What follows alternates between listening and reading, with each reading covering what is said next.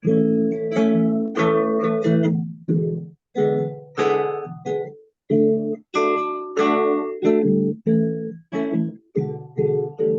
te agradeço, Senhor, por mais um dia que nasci, pelo sol que desponta em minha janela, com seus raios em abraços de amor. Eu te agradeço, Senhor, por mais um dia de vida, pelo corpo, instrumento divino do bem, no trabalho em busca da paz, pelo lar, pelo pão, pelos pais e irmãos, pela força da fé que me anima a seguir no caminho da perfeição. Eu te agradeço, Senhor, por mais um dia que nasci, pelo sol que desponta em minha janela, com seus raios em abraços de amor.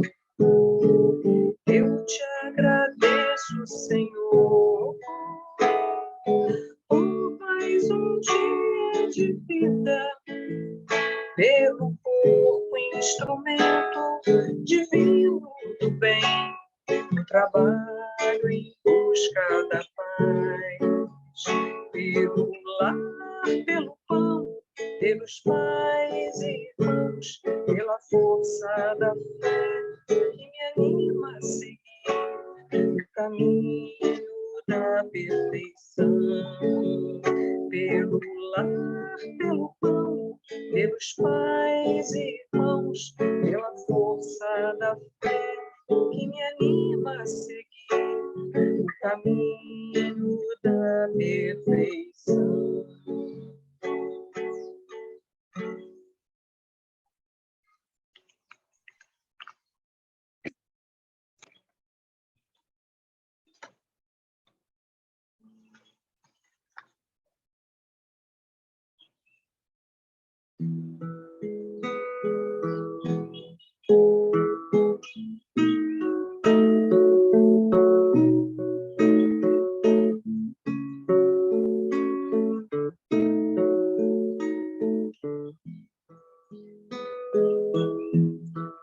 Então que Jesus certo dia andava junto ao Lago Azul de Genezaré, e as multidões ele ministrava seus ensinamentos de amor e fé, com saliva e lodo curava os cegos, junto ao velho tanque de Siloé. Uma tarde linda de primavera, dos mais prodígios ele fizera na cidade santa de Nazaré. Foi o bom Jesus que nos ensinou junto ao Lago Azul de Genezaré, caridade, amor, bondade, luz, verdade e fé. Tanto no Tabor, em Jerusalém, quanto na Betânia e Genezaré, ele foi caminho, verdade e vida, como ainda é. Foi o bom Jesus que nos ensinou junto ao Lago Azul de Genezaré, caridade, amor, bondade, luz, verdade de fé. Tanto luta por em Jerusalém, quanto na Betânia em Genezaré. Ele foi caminho, verdade e vida, como ainda é.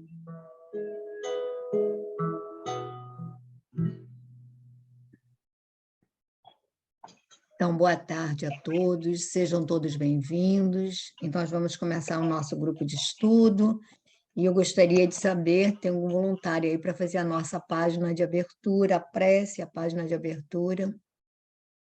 Gracinha, você que tem andado um pouco sumida, não quer fazer hoje? Mas abre o som aí.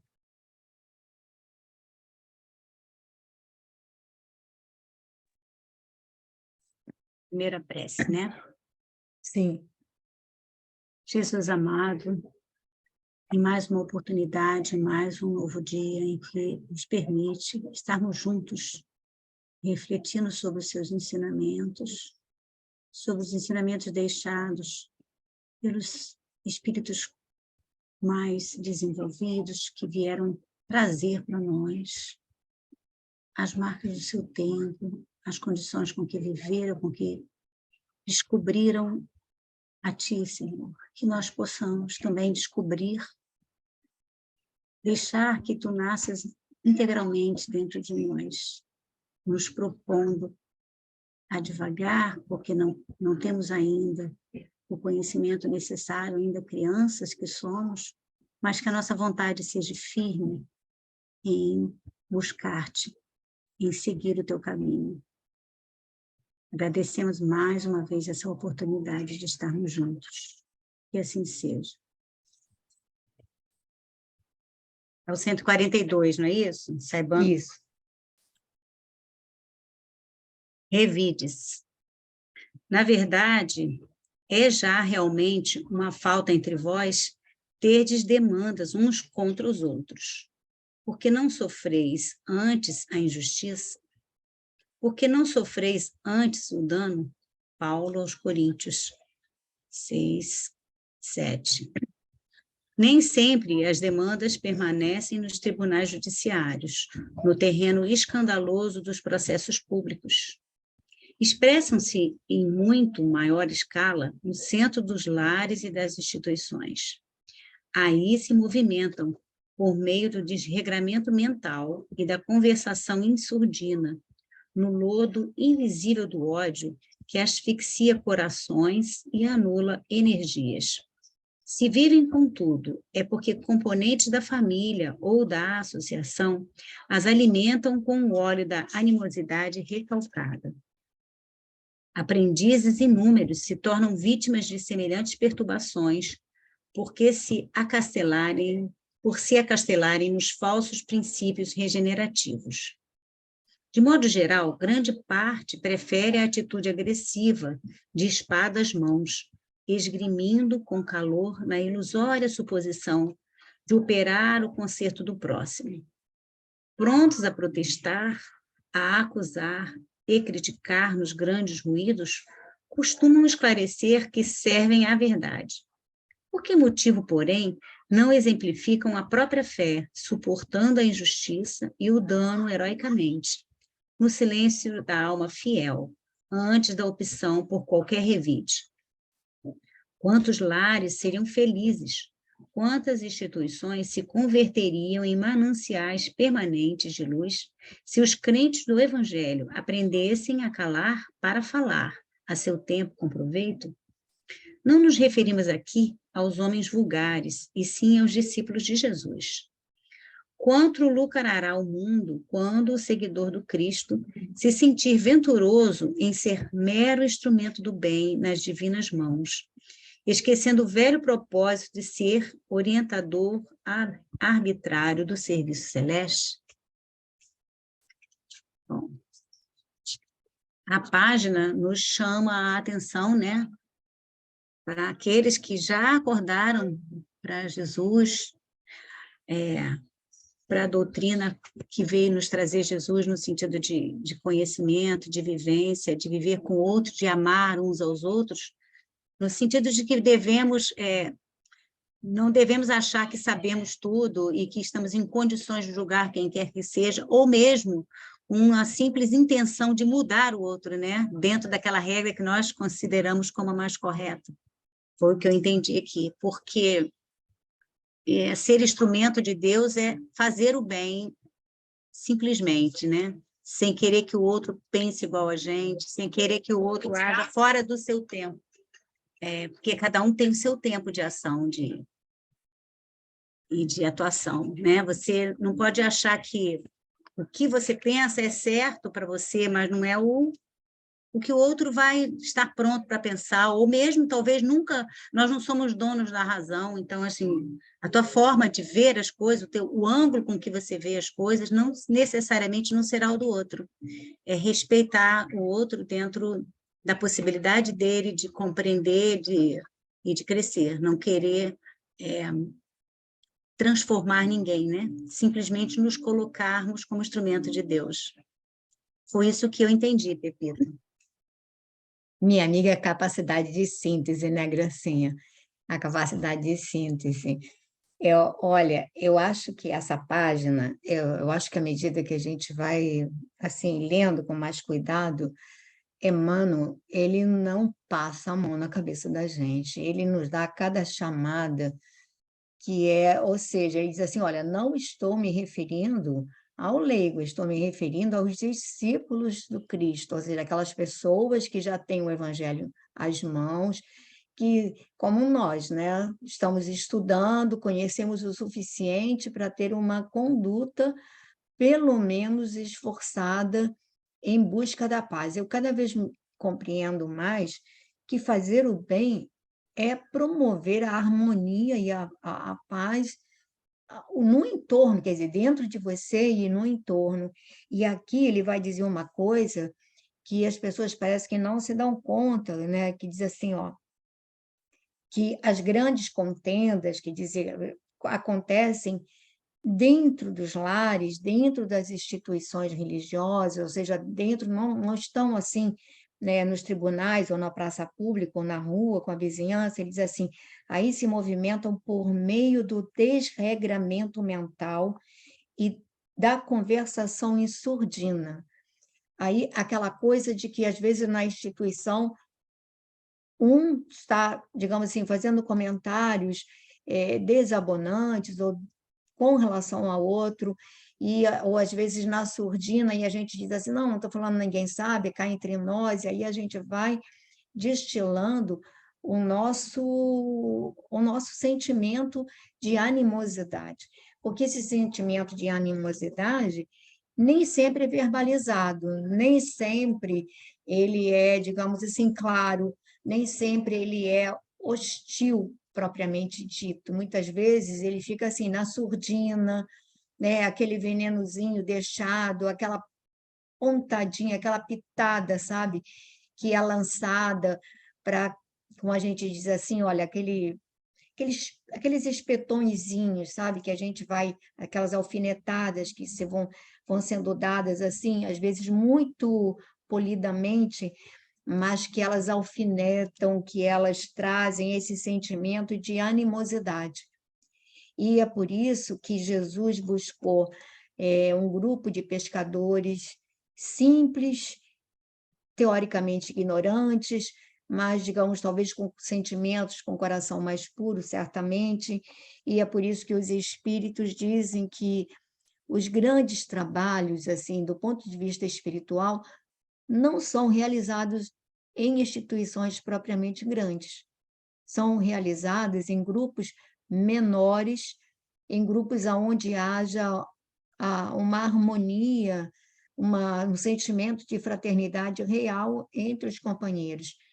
André Luiz, ele diz que, a gente leu isso aqui em Nosso Lar, acho que é Nosso Lar ou Os Mensageiros, eu nem sei mais, que é muito difícil manter a conversação elevada num grupo de 3 pessoas ou mais, que uma conversação mantenha um padrão elevado quando ela dura mais de 5 minutos. Ele diz que é difícil manter, não é isso, Glória, que ele disse? Por mais de 5 minutos, manter a conversação elevada num grupo de 3 pessoas, dada a nossa tendência à busca de assuntos que a gente, às vezes, acha mais palpitantes, mas nem sempre tão elevados, né? E normalmente, a gente tem uma tendência à busca da crítica, do julgamento, e mesmo que o outro não saiba, mesmo que o outro... Você emitiu a onda mental, a gente emite a onda mental, a gente gera a situação. E eu estava conversando com uma pessoa esses dias, através do Zap e tudo, e da dificuldade da pessoa em manter um determinado padrão, exatamente porque, às vezes, a pessoa cai no processo, digamos assim, de desavença, de revide, de hostilidade, e o fato a lembrança, o simples fato da lembrança, se eu bati boca com alguém, se eu tive eu disse assim, foi um estresse não, a gente houve uma descompensação mental, a gente não pode ver o que ele diz aqui, ó. Aí se movimenta por meio do desregramento mental e da conversação em surdina. Desregramento mental. Então, a gente ainda tem muito disso. E aí a gente chama de estresse, chama de não sei o quê, tem um monte de nomes, mas a gente sai daquele padrão elevado, daquele equilíbrio, para puxar um sentimento menos favorável. E automaticamente, às vezes, esse minuto é o suficiente para conexões com inteligências que estão vibrando num outro diapasão e que têm interesse de nos, administrar essa desgovernança dos nossos sentimentos. Então, eu acho que é importante que a gente pense nisso assim com mais cuidado mesmo, né? E aí ele pergunta, e a gente vai ver isso, na Lívia daqui a pouco, né? Se a gente chegar lá. E é engraçado, né, que a gente, quando ele fala aqui que a gente não sabe calar para falar no momento certo, né, com proveito. Que eu acho que a maioria de nós, né, eu vejo por mim tudo, às vezes a gente consegue ter um relativo equilíbrio nas nossas ações, mas quando é a hora da reação, não é? Quando a gente se sente atingido, aí eu acho que aí é que a gente, às vezes, erra mais, né?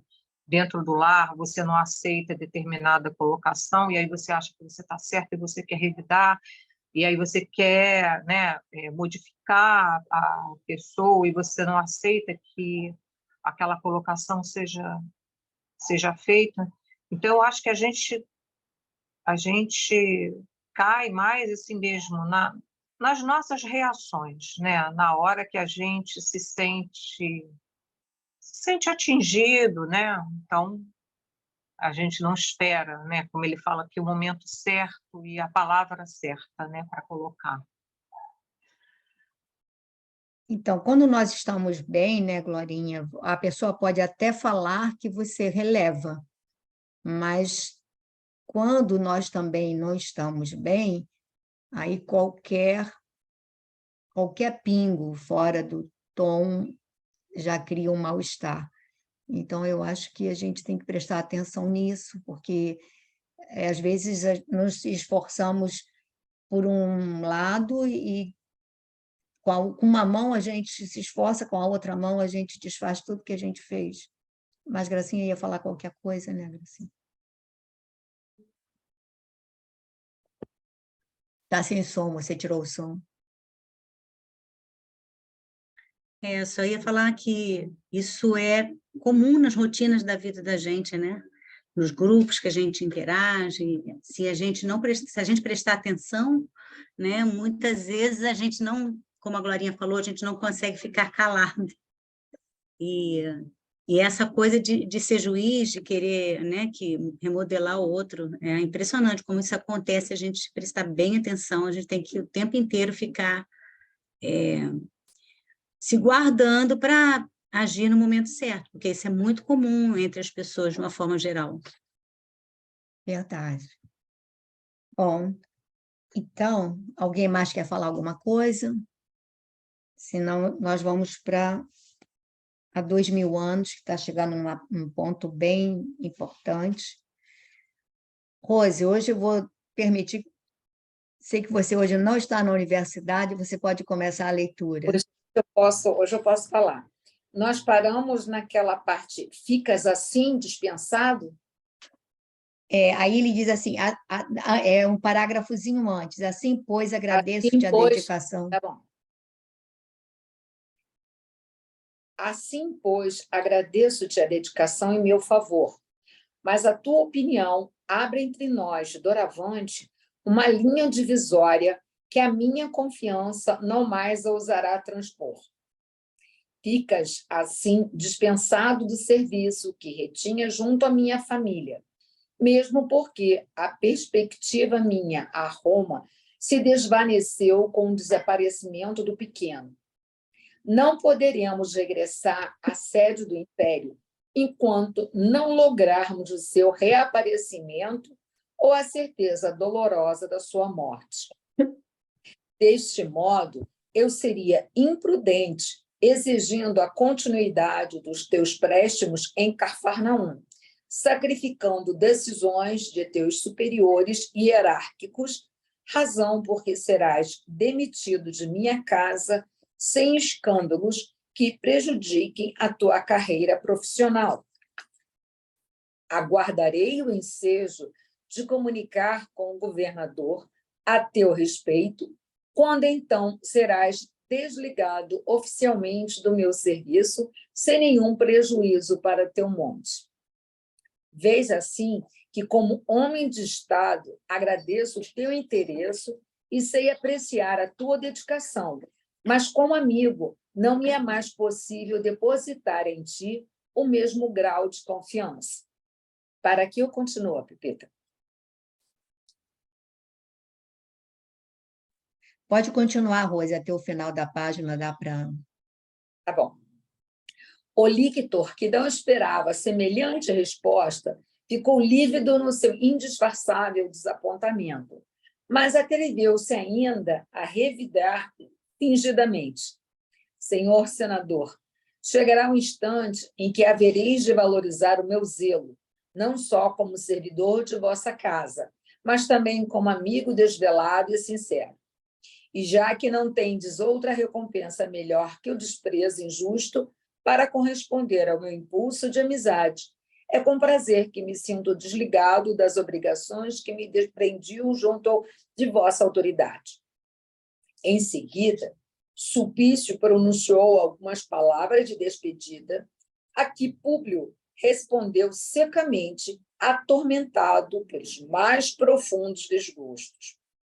No silêncio do seu gabinete, examinou o quanto de energia as circunstâncias haviam exigido de seu coração em tão penosas conjunturas.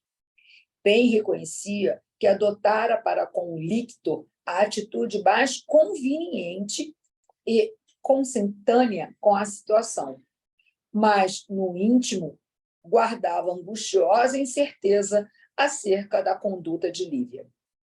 Tudo conspirava contra ela, tendendo a apresentá-la ao seu coração de marido pundonoroso como a personificação da falsa inocência. Naquele tempo, ainda não se vulgarizava no mundo o orai e vigiai dos ensinamentos eternamente doces do Cristo. E o senador, entregando-se quase que totalmente ao império das amarguras, amargas emoções que o acabrunhavam, debruçou-se sob numerosos rolos de pergaminho, entrando a chorar convulsivamente. Bem, aqui o lictor, né, ele conseguiu plantar a sementinha do mal, né? Ele Ele só não achava que o senador fosse se comportar politicamente, né?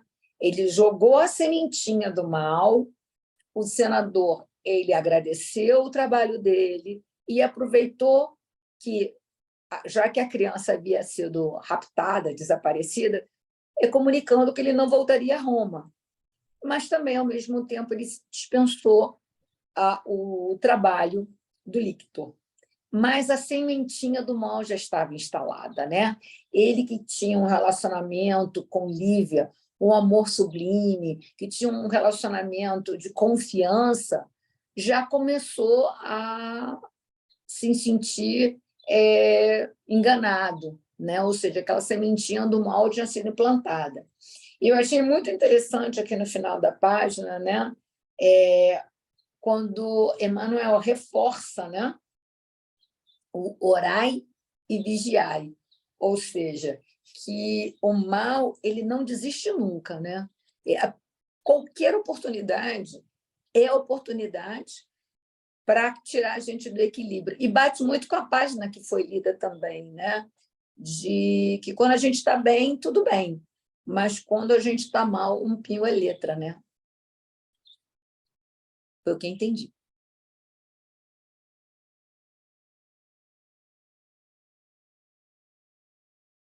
Então, alguém gostaria de fazer algum comentário a mais sobre esse trecho? Alguém gostaria de tecer algum comentário sobre essa posição que a Rose já trouxe, né, comentou, mas se alguém quiser fazer mais alguma contribuição para esse trecho.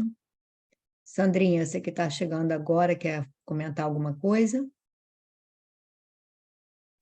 Eu ainda estou desorganizada aqui, o meu caderno com as minhas anotações não estão aqui, a mala está sendo posta aqui para ir embora amanhã cedo, e eu anotei poucas coisas, aquilo que você já tinha falado, que ia comentar da reunião passada, Pepita, os passos para chegar a essa posição do sulpício, né? Como é que os ardis são colocados a pouco, e esse processo vai se entranhando lentamente, não é uma coisa de um dia para o outro, como a gente às vezes possa imaginar. Tal fato aconteceu lá, aquele desastre horrível naquele casal, ou entre irmãos, não importa. Mas a coisa vai sendo urdida, não é?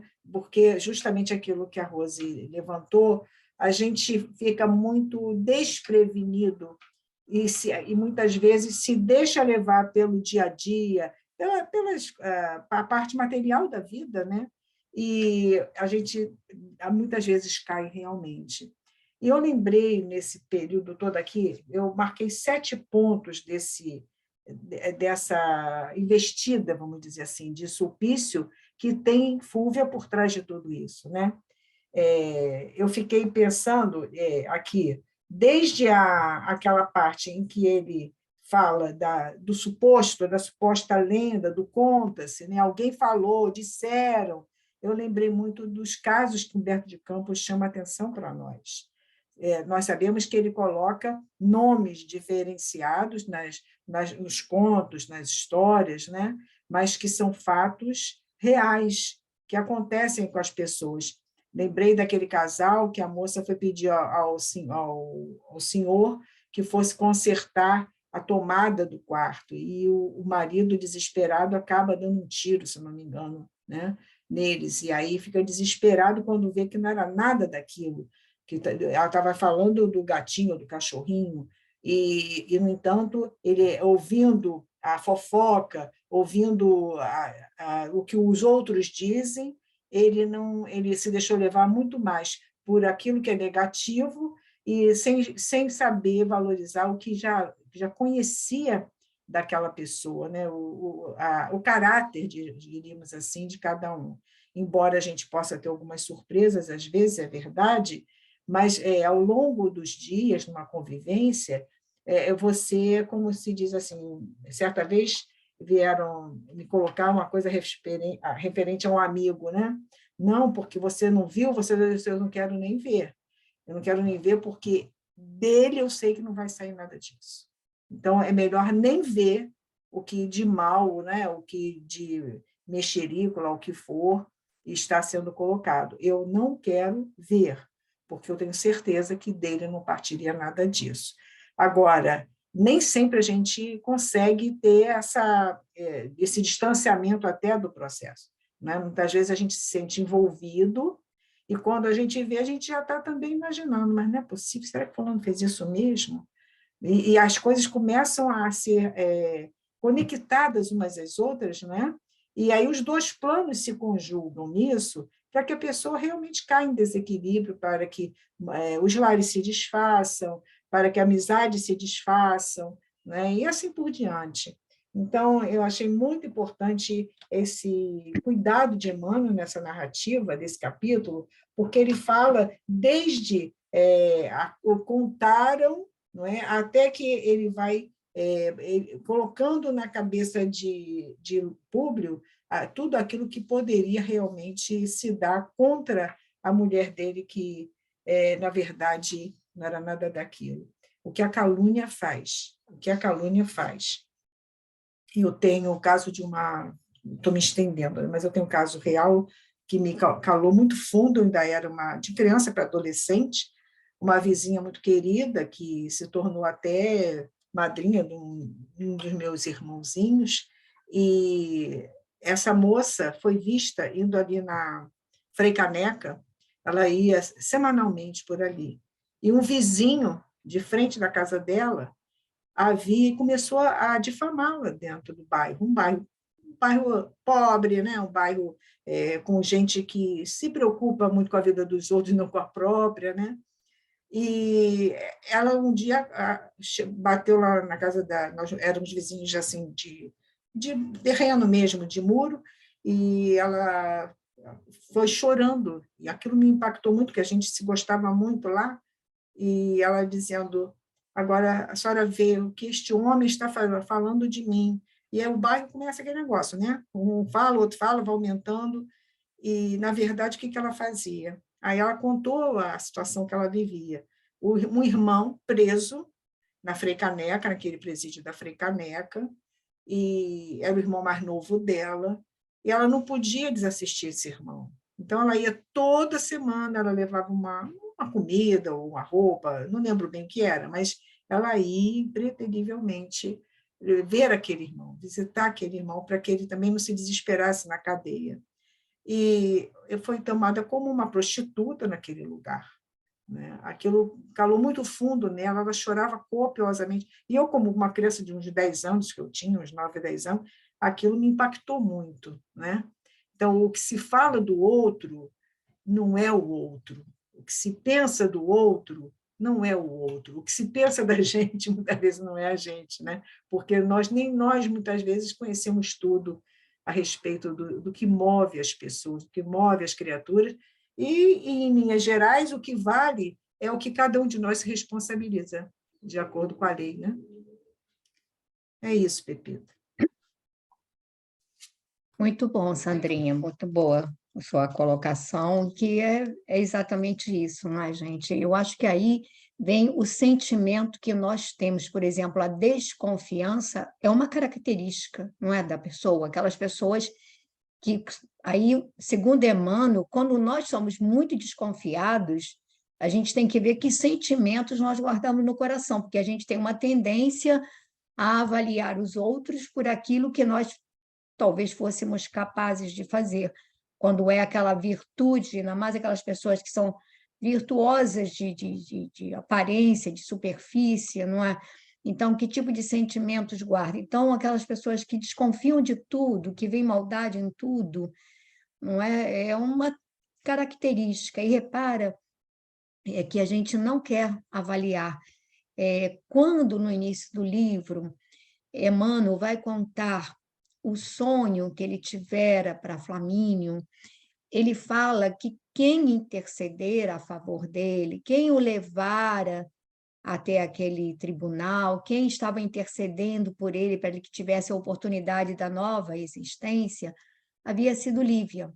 Então, ele coloca para Flamínio que Lívia realmente era alguém numa condição de superioridade.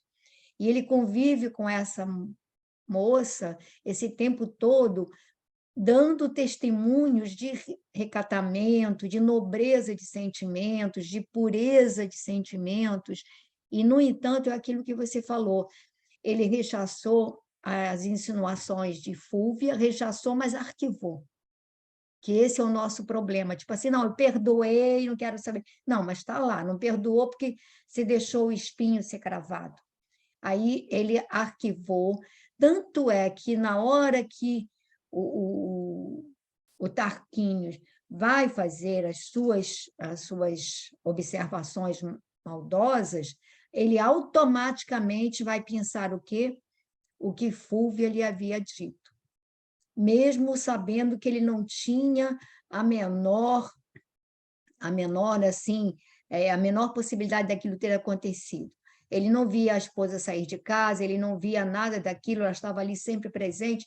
Então, quer dizer, ele não pesou nenhuma dessas observações e apenas foi assim, tudo conspira contra ela, porque ele só arquivou, só deu relevo àquilo que a malícia, que a maldade estava colocando. Ele não colocou no outro prato da balança, mas como é que pode isso? Mas a minha esposa não sai de casa. Não tinha nem de celular, nem zap, nem nada. Então, ou a pessoa saía ou não saía, ou tinha contato ou não tinha. Então, e também a postura dela, o que ela, em termos de sentimentos, ela manifestava. Então, aí eu vejo também, assim, essa nossa tendência, quer dizer, quando a gente desconfia de todo mundo, tem que ver o que a gente traz, porque aí isso me faz lembrar aquela fala de Jesus, né? Quando os olhos são o espelho da alma, não é? Quando eles são sombra, tudo na nossa alma é sombra. Quando eles são luz, a nossa alma é luz. Então, eu acho que aí essa fala de Jesus se encaixa perfeitamente naquilo que o nosso ser vai refletir do outro, naquilo como você falou, o que eu vou colocar em relevo do outro, em evidência, né? E aí a gente vai ficando cada vez mais assim preocupado, porque aí a gente começa a se perceber bem mais, digamos assim, comprometidos do que na realidade a gente achava que. A minha filha dizia assim, mãe, a ignorância é uma benção. Aí a gente começa a achar que realmente a ignorância, às vezes, é uma benção, porque quando a gente começa a levantar a pontinha do véu e a perceber quanta sombra, quanta coisa, né, a gente tem ali arquivado, é desconfortável, é bem desconfortável. Mas vamos prosseguir aqui na leitura. Verônica, quer ler um pouquinho? Estou sem o livro. Caduquei hoje. Esqueci de trazer. Trouxe um monte, não trouxe esse. Ah, tá. Aconteceu também comigo. Então, tá bom. Vou pedir a Lúcia para ler, então, um pouco. Pode ser, Lúcia? Pode, Pepito. Capítulo 7, as pregações do Tiberíades. Alguns dias haviam decorrido sobre os fatos que acabamos de narrar. Em Cafarnaum, não somente o cenário, mas também os atores guardavam a mesma fisionomia.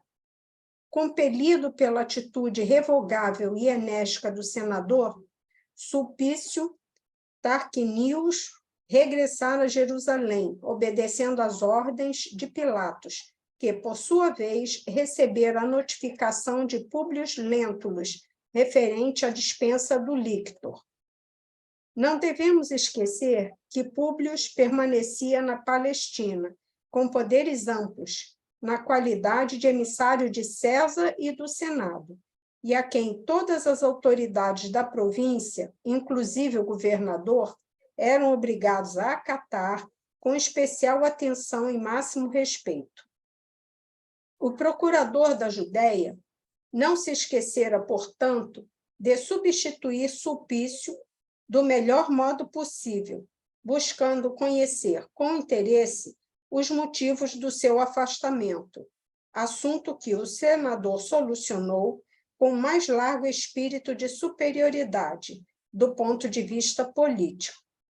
Pilatos coadjuvou com a melhor boa vontade, o serviço de pesquisa quanto ao paradeiro do pequeno Marcos, movimentando funcionários de sua inteira confiança e vindo pessoalmente a Cafarnaum, a fim de conhecer na sua intimidade as diligências efetuadas. O senador recebeu-lhe a visita com as mais altas mostras de consideração e aceitou-lhe a cooperação sinceramente confortado, em vista de os acontecimentos desmentirem, perante o seu foro íntimo, as caluniosas acusações de que era vítima a esposa. Sua vida doméstica, porém, sofrera as mais profundas alterações. Não sabia mais viver aquelas horas de colóquio feliz com a esposa, da qual o separava um véu de dúvidas amargas e infinitas. Várias vezes tentou improficuamente readquirir a antiga confiança e a sua espontaneidade afetiva. Rugas de pesar vincaram-lhe então o semblante, ordinariamente altivo e orgulhoso, esfumando-lhe os traços fisionômicos num nevoeiro de preocupações angustiosas. Todos os seus íntimos, inclusive a esposa, atribuíam ao desaparecimento do filhinho tão singular metamorfose. Nas horas habituais das refeições, notava-se-lhe o esforço para desanuviar a fisionomia. Dirigia-se então à mulher ou respondia às suas perguntas carinhosas com monossílabos apressados, acentuando as palavras com um laconismo incompreensível. Vamos parar aí, Lúcia, para comentar? Vamos. Eu vou comentar, mas assim, a história, assim, eu estou um pouco perdida. Mas ele, apesar dessa visita que ele teve, né, ele ficou mais tranquilo com relação ao que podiam estar pensando, ele está pensando da esposa. Mas ele não conseguia superar isso, continuava com a dúvida estava na cabeça dele, não tinha jeito, aquilo que você mencionou. Esqueceu tudo que ele via dela, o que ele vivenciou, por causa de um pontinho, ele acreditou e foi por ali, né? E a mulher não percebia porque estava achando que era por causa do sumiço do Marcos, o filhinho, né? Aí, vê aí, Pepita, você explica melhor. Eu acho que tem assim duas coisas que são colocadas para que a gente possa dar uma avaliada. Quando ele diz, o senador recebeu-lhe a visita, quer dizer, a visita de Pilatos, com as mais altas mostras de consideração e aceitou-lhe a cooperação sinceramente confortado, em vista de os acontecimentos desmentirem perante o seu foro íntimo as caluniosas acusações de que era vítima a esposa. Então, teoricamente, ele achou que aquelas denúncias eram infundadas. Pelo desenrolar dos fatos, ele achou que elas eram infundadas. No entanto, ele não sabia mais viver aquelas horas de colóquio feliz com a esposa, da qual o separava um véu de dúvidas amargas e infinitas. Aí vem aquilo que a Sandra falou sobre o semear do veneno, né, o lançar, ou seja, ele achava que, olha, as denúncias eram infundadas, mas esse sentimento de dúvida estava implantado. Então, ele continuava não conseguindo mais tratar a esposa com naturalidade, ou seja, no fundo, a confiança havia se desarticulado toda. E aí a gente pensa o seguinte, quando, numa visão assim mais aprofundada, quando ele agasalhou as calúnias como verdades, ele abriu no seu campo mental uma brecha enorme, enorme. E aí a gente não pode esquecer que ele vinha com uma gama, como ele diz, esses demônios infernais, não importa como ele chame, mas a verdade é que ele trazia uma nuvem de adversários de outras etapas, principalmente da etapa anterior, em que ele tinha praticado verdadeiras atrocidades.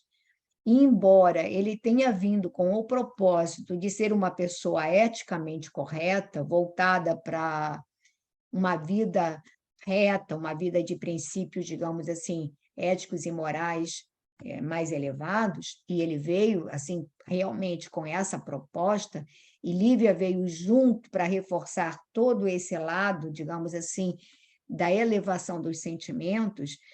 Então, mas isso a gente não pode esquecer que a dívida estava ali para ser quitada. O mal que ele havia semeado ainda não tinha começado a ser, de alguma maneira, drenado. E, automaticamente, essas inteligências, provavelmente, quando ele se diz assim, impotente diante desses vaticínios, né, digamos assim, dessas advertências que ele recebeu e quando ele diz que ele sentia que a vida dele estava assim presa, né, a forças com as quais ele não podia lutar, isso é verdade. Ou seja, ele agasalhou, aí entra aquele não orou, não vigiou, não fez nada para drenar isso, e embora ele, assim, os fatos estivessem dizendo para ele que, olha, isso é improvável, não é verdade, ele não sabia mais confiar na esposa. Ele havia criado um distanciamento enorme da companheira. E ela, como vocês viram, ela estava atribuindo isso ao sofrimento pela perda do filho, que provavelmente qualquer um de nós ia dizer, nossa, ele não está sabendo lidar com isso, é um sofrimento imenso, e de fato o era, né? Mas, na realidade, o que o está atormentando mesmo, que a gente vê pelo relato, a grande dor, não é nem exatamente o afastamento do filho. Aquilo dói. Mas o que está provocando nele essa dor insuportável é o distanciamento do ser que, para ele, é o alimento espiritual, que é a Lívia. Isso ele não consegue verbalizar, mas o distanciamento da Lívia e desse amor que o elevava, ou seja, porque ele não tem a nobreza moral dela, ele não tem. Ela o sustentava, ela o alimentava, ela o puxava. Quando ele rompe, não é ela que rompe, ela continua a amá-lo profundamente. Ela tem compaixão dele, ela sofre ao vê-lo sofrer, mas ele corta esse vínculo de abastecimento afetivo, de nutrição espiritual. E aí, nessa falta dessa nutrição espiritual, ele está entregue ao seu lado pior, e automaticamente, como ele chama, aos demônios que o atormentam, né? Ou seja, aos seres que, de alguma maneira, pedem reparação. Não sei se vocês concordam com isso, mas é assim que eu percebo. Toda vez que nos distanciamos de quem nos nutre, automaticamente vamos ficar muito mal. Nos nutre de uma maneira edificante, do ponto de vista espiritual. E aqui ele rompeu essa conexão, por deliberação própria, né? E é como se nós cortássemos o nosso vínculo com Deus, como se isso fosse possível, mas assim, o bloqueio. Deus me alimenta, mas eu não quero saber, eu não reconheço, né? Alguém gostaria de Repito, falar? uma pergunta. O Públio Lentulus era a encarnação de quem? Do Paulo de Tarso? Não, que isso, gente, não. Paulo de Tarso foi contemporâneo de Públio Lentulus. Ah, Na contemporâneo. realidade, ele é a reencarnação do bisavô dele, Públio Lentulus Sura. Ah, sim. E aí é aquela figura que foi envolvida na Revolução de Catilina, que praticou uma série de arbitrariedades desumanas e tudo mais. E isso veio com ele, né?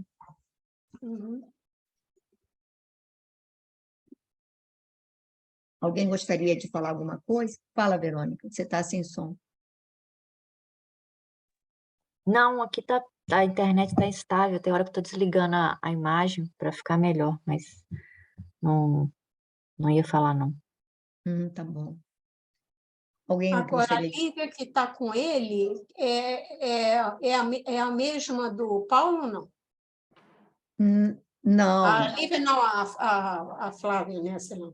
não, quem está com ele agora é a Lívia. A Lívia. Né?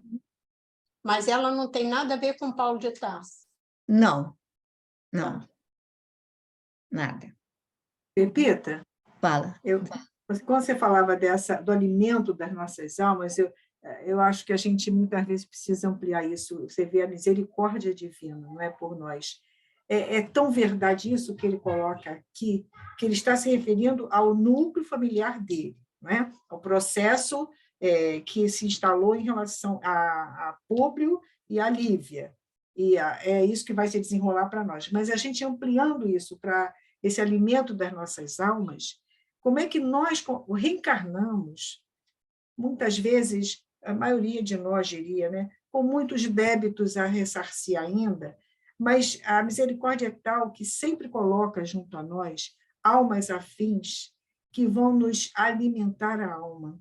Então, vem sob a forma de um filho, vem sob a forma, nem sempre vem sob a forma de alguém da família consanguínea, vem sob a forma de uma amiga, de um amigo. E quando a gente, por alguma forma, das circunstâncias da vida, não pensa nessa visão do espiritual para o material, muitas vezes a gente pode se afastar dessas almas queridas, amadas, né?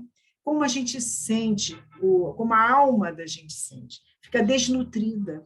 Então, quando a própria casa espírita, quando você retorna à casa, que você ama aquelas pessoas ali, você volta para o teu lar, volta para o teu trabalho reabastecido. A alma está nutrida, não é?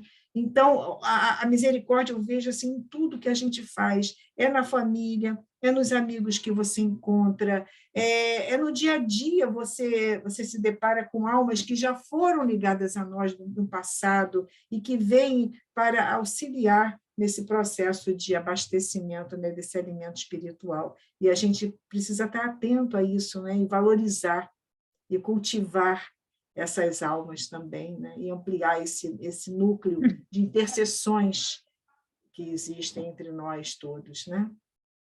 Com certeza. Rosana, quer ler um pedacinho? Posso ler?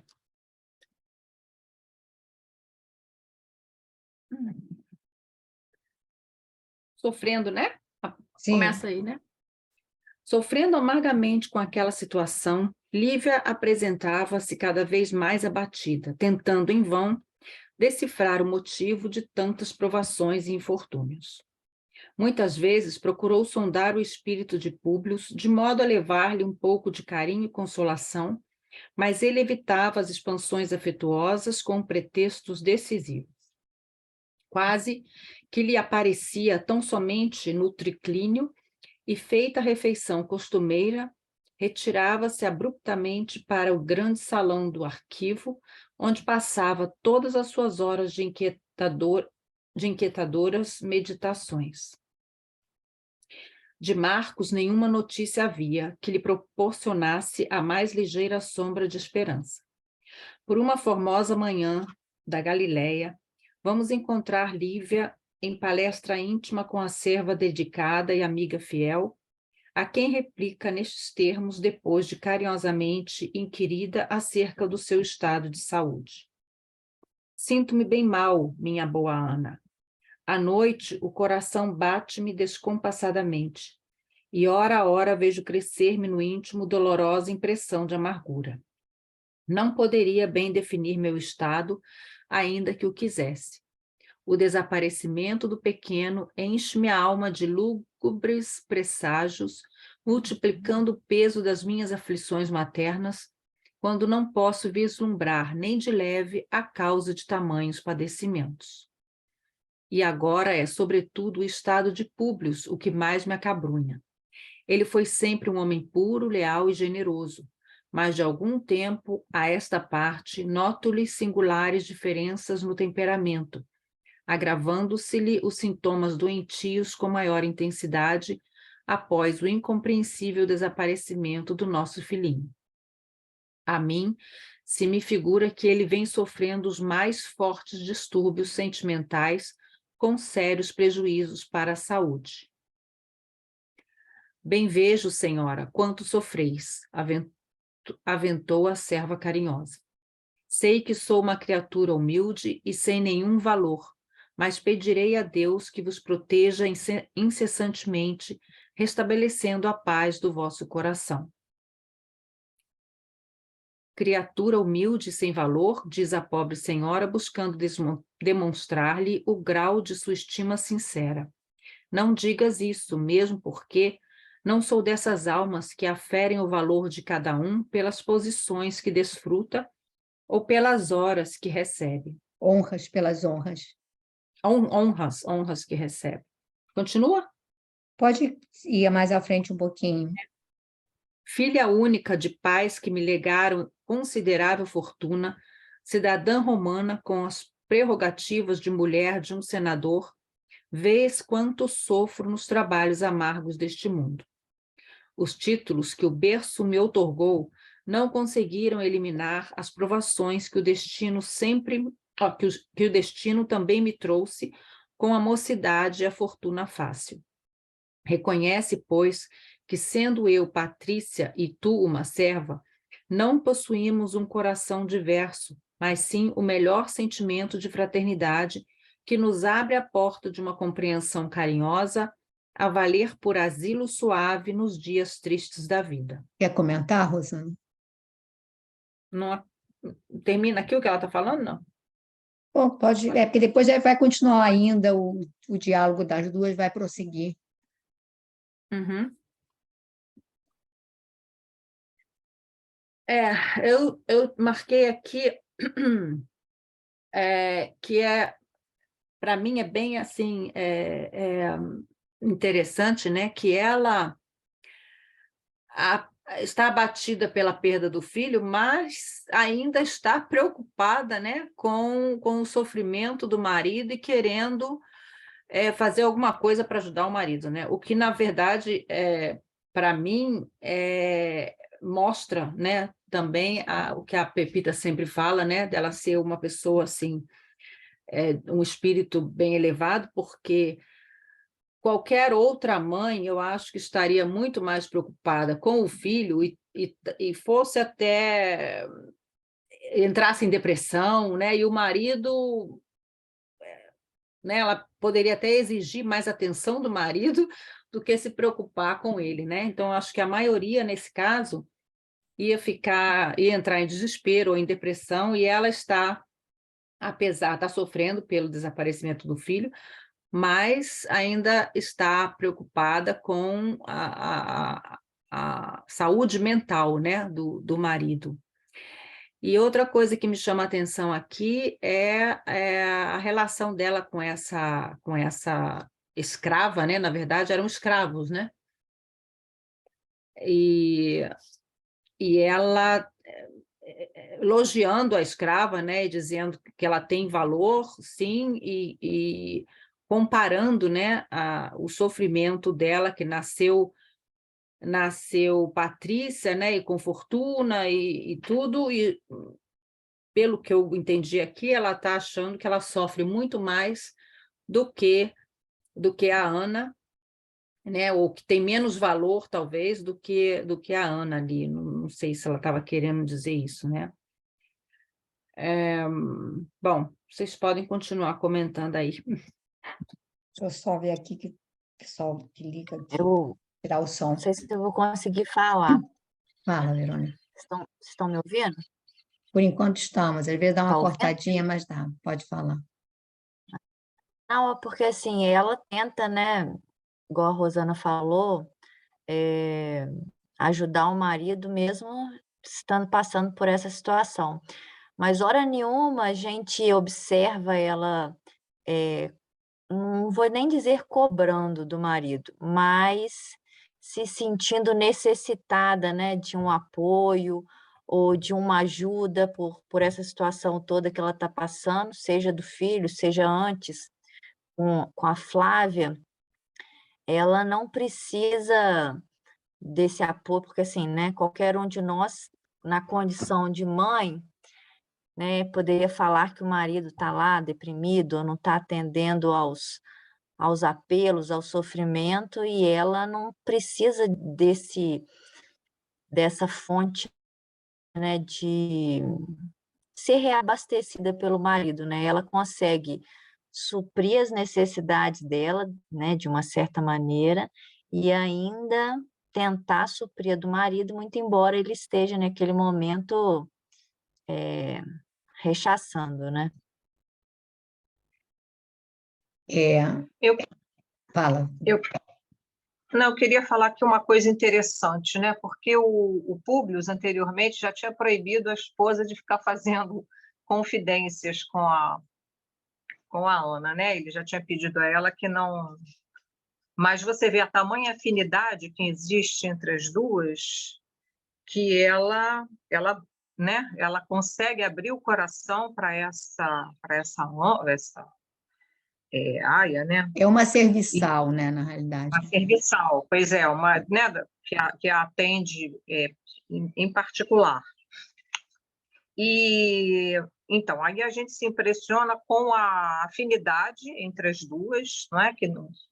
Como ela coloca aqui, a posição social é o que menos importa, né? O que importa mesmo é a conjunção de valores, né? Que nessa escrava é algo assim, e diferentemente do Públio com o Sulpício, né, que também estavam as suas ordens particulares, e quando ele diz, olha, a sua opinião abre entre nós, ele fala aqui um negócio aqui, né, que ele fala, sua opinião hoje abre entre nós uma linha que eu não quero mais ultrapassar. Quer dizer, ele, além de estar sendo testado, ele não tem, numa outra criatura que não seja, no caso a esposa agora está sendo o objeto de sofrimento dele, né? Ele não tem em que se apoiar, né? Ele não tem no que, já que ele acata a opinião em relação à esposa, e às vezes a gente vê o quanto é importante a gente ter um ombro, mesmo que seja alguém, né, que você pode dizer assim, mas ele é apenas um serviçal. Se fosse um amigo, como é a Ana, em relação a Lívia, talvez ele, né, ele tivesse uma situação diferente, né, para atravessar aquela tormenta, né? Mas ele não tinha ninguém, além da própria Lívia, né? A única em quem ele confiava, vamos dizer assim. E não tinha mais aquele amigo que era o Sérgio, né? Não, Severus, né? Flamínio Severus. Era um amigo dele, né? Do coração, que estava distante. Mas então a gente vê o quanto é importante você ter um coração amigo para te sustentar, né? Para te sustentar, porque a Lívia tem ali esse espírito que vem junto a ela e fica ali né, naquele lugar para dar a ela uma sustentação, para falar a ela sobre Jesus, e ele não, né? Ele não tem absolutamente ninguém ali para segurar essa situação para ele, né? Eu queria chamar a atenção, que eu já chamei assim alguns pontos, quando eu falo da superioridade da Lívia, é num todo, né? Ela é um espírito com uma visão muito mais ampla. ela já traz o cristianismo dentro dela, mesmo sem saber. E aí você percebe que, olha, repara o que ele diz, e a gente não pode esquecer que nessa encarnação, a missão dela era de resgate do Públio Lentulus. Então, o ser a quem ela se vê mais profundamente conectada não são nem os próprios filhos. Ela ama os filhos profundamente, ela é uma mãe extremamente amorosa, mas aquele compromisso de alma, ou seja, ela desce, ela reencarna apenas para levantar o Públio, tirar ele da lama, para isso. Era a primeira reencarnação dele num processo de reconstrução para o bem, mesmo ele não sendo cristão, nada disso, mas de reconstrução de uma pessoa para uma vida digna. Ela vem com essa tarefa. Então, ela conhece o perfil psicológico do Públio Lentulus, mesmo sem ter essa coisa de psicologia. Repara que ela diz aqui, ó. Ele diz aqui, ó. Ele foi sempre um homem puro, leal e generoso, mas de algum tempo a esta parte, noto-lhe singulares diferenças no temperamento, agravando-se-lhe os sintomas doentios com maior intensidade após o incompreensível desaparecimento do nosso filho. Então, ela percebe no marido tendências comportamentais que são enfermiças.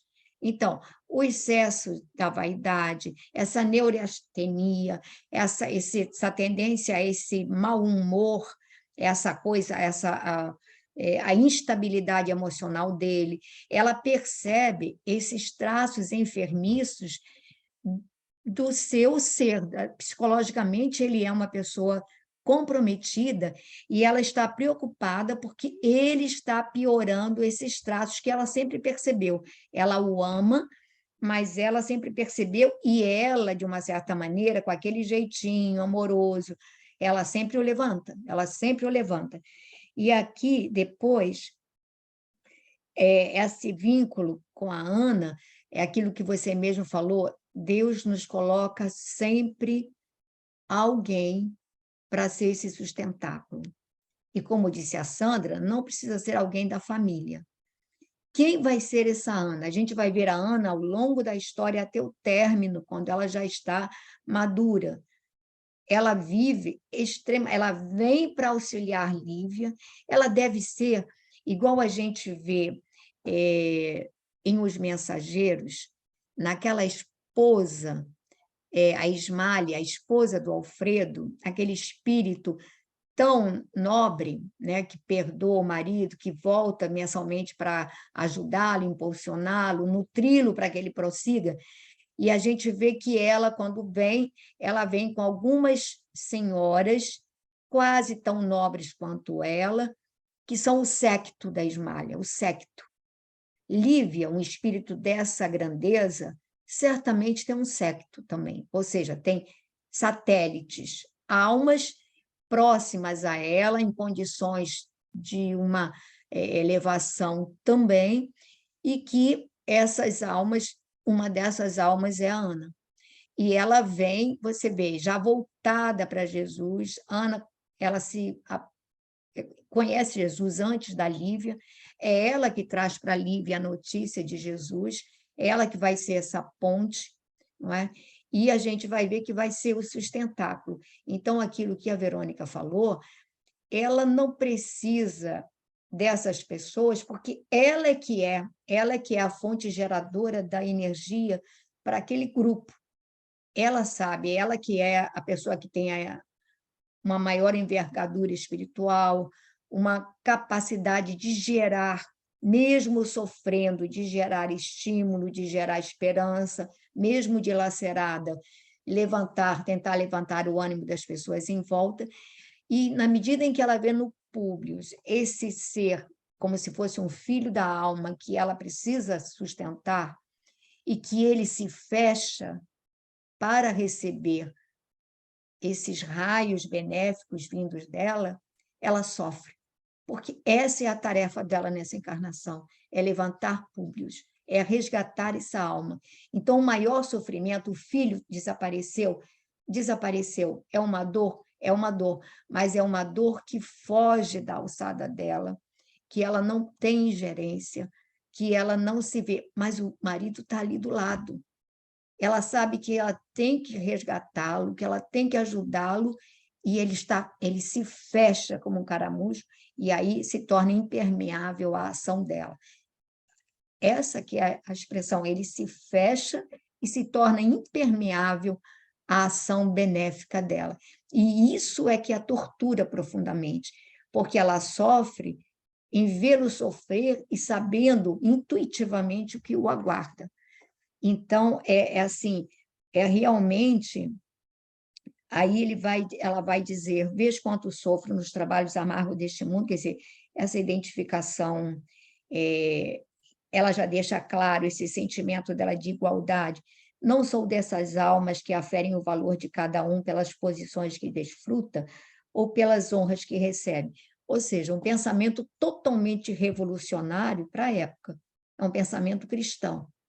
Totalmente revolucionário para os conceitos da época, porque mesmo a Calpurnia, que é a esposa do Severus, do Flamínio Severus, ela também tem essa coisa da hierarquia.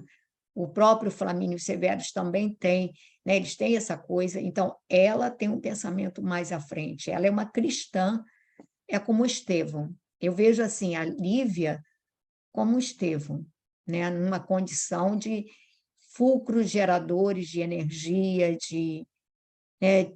dessa energia divina, né? Como eles fossem reprodutores, né? Bom, aí ele vai dizer assim, mas sim, reconhece, pois, que sendo eu Patrícia e tu serva, não possuímos um coração diverso, mas sim o melhor sentimento de fraternidade que nos abre a porta de uma compreensão carinhosa, a valer por asilo suave nos dias tristes da vida.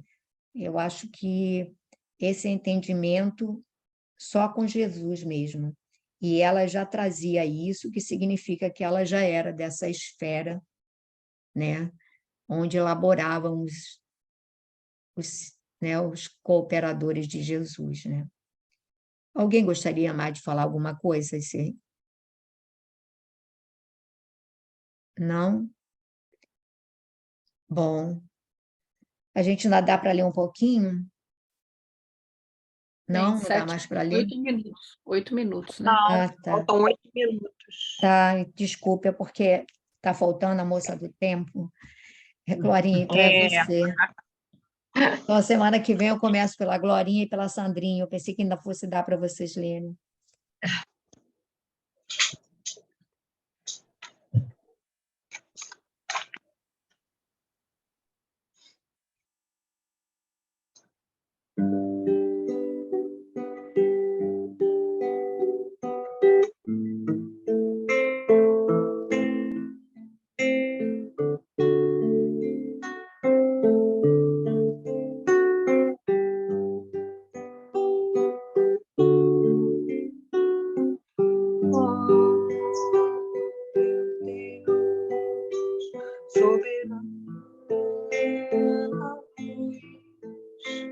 Que criou o céu e o mar,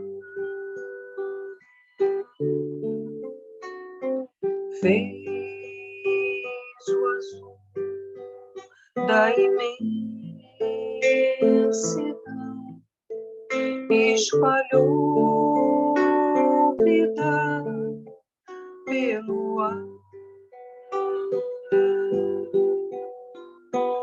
Desde amor, nosso Criador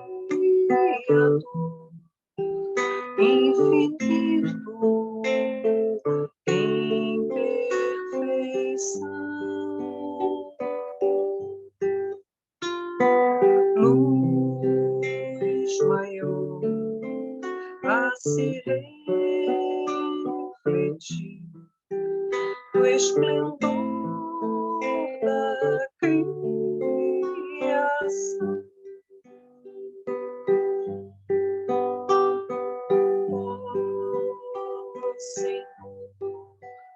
que faz renascer a esperança em cada manhã. Graças vos dou por estar aqui, terei em minhas mãos o amanhã.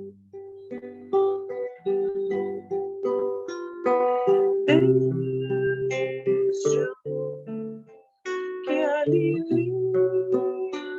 a dor e encaminha a redenção.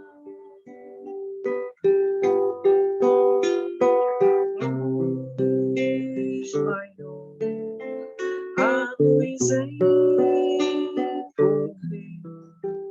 abraçando a criação.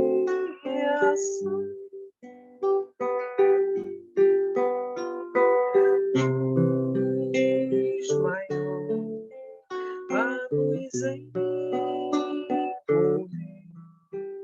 abraçando a criação.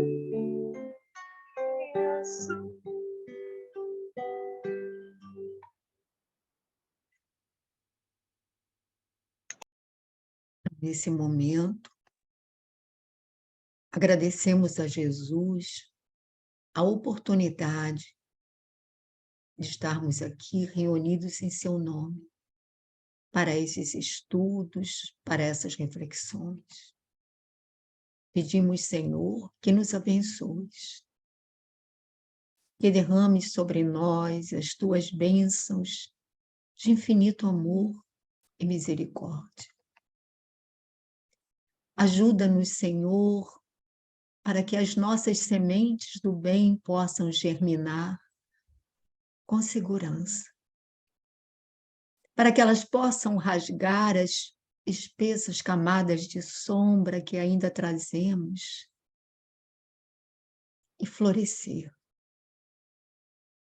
Agradecemos, Senhor, aos espíritos nobres de Lívia, de Públio Lentulus, nosso Emmanuel, de Chico Xavier, de toda essa equipe que nos legou seus exemplos de vida, de luta e de fidelidade a Ti. Te pedimos, Senhor, ajuda-nos a vencer a nós mesmos, a combater o mal que ainda trazemos em nós.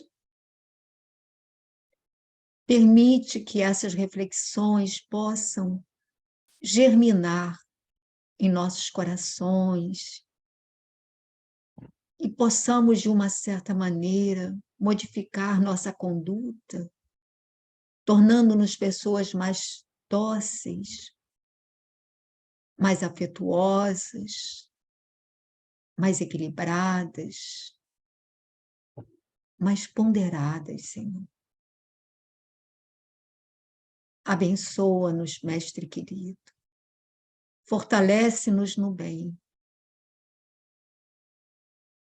E permite que todos estão ao nosso redor nesse momento, todos os nossos irmãos que estão vinculados a nós, principalmente aqueles que ainda não conseguem ver-nos com boa vontade, que eles sejam igualmente amparados e abençoados, que eles sejam fortalecidos no teu amor também, e tenham também um ensejo de te buscar, de buscar a paz que nos ofereces a todos. Obrigada, Senhor, mais uma vez, por este momento. Que todos possamos, de alguma maneira, nos sentir neste momento envolvidos por Ti. E que aqueles nossos irmãos que hoje não puderam comparecer onde se encontrem, sejam igualmente alcançados por estas vibrações amorosas. Que assim seja.